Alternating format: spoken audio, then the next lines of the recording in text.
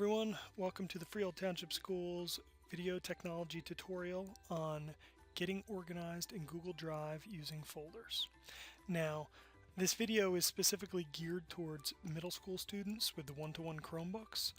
However, the things that I'm going to be talking about are applicable to anyone who uses Google Drive, and I'm going to try to keep it as generic as possible because really the things I'm talking about will benefit anyone who's looking to get organized in Google Drive. So the first thing we're going to want to do is get logged into our district Gmail account. And once I'm logged in, I'm going to click on the apps in the upper right hand corner and select Drive. Now you can see I've been using my Google Drive, and it's a resource that I love, and the more I use it, the more the center area starts to get filled up with all my documents. And even if I choose to go to list view, it's kind of a hodgepodge of all the different documents that I have. Now what I'd really like to do is get these documents organized. So what I'm going to do is create folders for each of my subjects, and I'm going to put the documents that relate to each of those subjects in the appropriate folder. But they don't have to be by subject. In the younger grades or at any level, you might choose to do it by subject, you may choose to do it by document type, you may choose to do it by project, really whatever makes sense to you. However it'll help you get organized, you can organize it that way. But for the purposes of this tutorial, I'm going to be creating a folder for each subject. So I happen to have chosen the list view, but you can choose either of the two views that you want, either the grid view or the list view.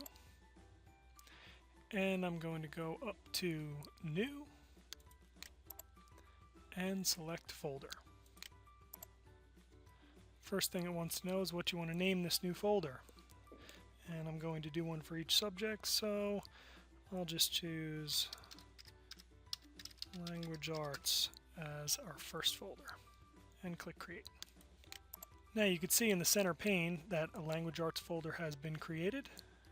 And also over here under Drive, if you click on this caret, you'll see there's now a subfolder called Language Arts. These are both the same. Now I'm going to go through and repeat that same pattern for each of my subjects. Click on New again, Folder again. This time I'm going to choose Math.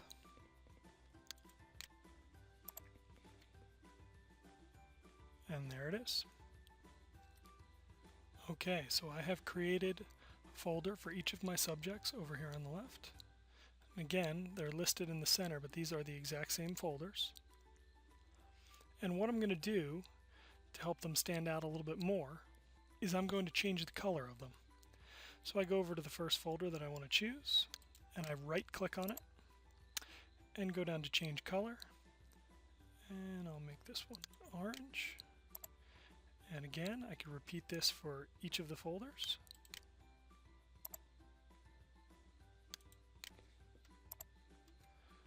Until each of them are color-coded in a way that helps me to tell which one is which.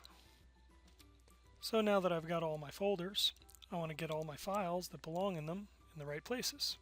So what I'm going to do is I'm going to scroll through over here, and let's start with Language Arts because I've got quite a few of those. I can see my daily journal here is one that I want in my Language Arts folder. So there's a couple different ways that I can do it. The first way is to highlight an individual file. So I could take my daily journal here and slide up to More Actions, click on Move To, and then select the folder that I want. In this case, Language Arts. Click Move, and it's been moved. Now if I click on the Language Arts folder, there it is. If I go back to my drive, you can see there were several other items in here that probably belong in the Language Arts folder. And rather than doing the same thing to each of them individually, what I'd like to do is do it in bulk. And how I do that is by holding down the Control key on my keyboard, which enables me to select multiple items. For instance, these two. And I could go up to More and do the same thing, or the easy way is to just drag them up, drop them right into Language Arts, and there they are. Now when I click on the Language Arts folder, here we go. All the items that I want in there are organized neatly. So now I could do the same thing for all of the items in my drive. For instance, this geometric crossword puzzle belongs in math, while my Abraham Lincoln biography belongs in social studies. Once all my documents have been moved, you can see when I click on My Drive, it's a much neater look. And I can click on each one individually and see the appropriate files that are inside. If you want to get further organized, you may want to create subfolders. For instance, under Language Arts, I notice that I have several research papers. So while I have the Language Arts folder selected, I click New, Folder,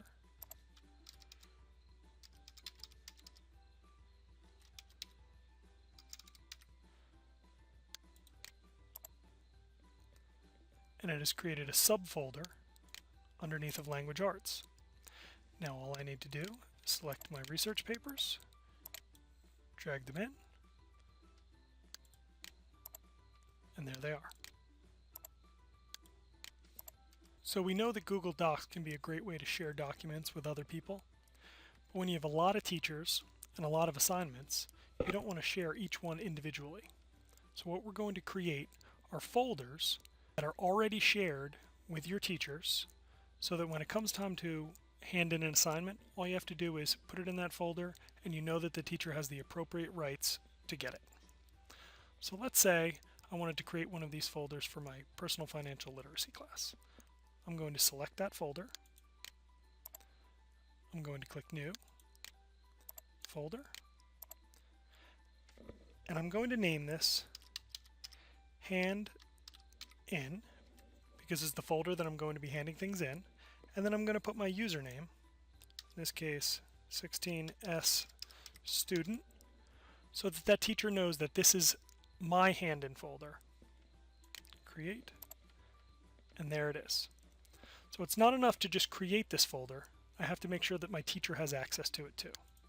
I'm going to right-click on that folder that I just created. I'm going to go to Share, and under Invite People, I'm going to type in the email address of the teacher that I want to share with. Okay, so I've got Mrs. Teacher at freehold.twp.k12.nj.us. I know that that's my teacher's email address. I want to make sure that she has edit rights. So I make sure Can Edit is checked. And also very important, I'm going to go over here and uncheck this. Notify people via email. What this does is let your teacher know that you've shared a folder with them. But because we're going to be doing this in entire classes, we're going to uncheck that. They're going to know that the folder's in there, even without receiving that email. So now we're going to click OK. This is just warning you that you're not sending an invitation, but we don't mind. And this second one is letting you know that your teacher is on a different domain. The teachers are on the Freehold TWP domain, while the students are on the FTS K8 domain. That's okay, and we're going to say, yes, it's all right, we don't mind. Now, this dialog box will appear, letting you know that your teacher's name is there and that you have shared it properly with them. At this point, you can say Done. When it comes time to hand in an assignment, all you need to do is take the assignment, drag it into the hand-in folder, click OK, and you now know that the teacher has that assignment and it's been handed in. Teachers, if you would like assistance setting up your individual folders for your own drive, or if you'd like assistance getting your entire class set up all at one time, just put in a ticket and we'd be more than happy to come out and help. We hope that you found this video useful and informative. Thanks for watching.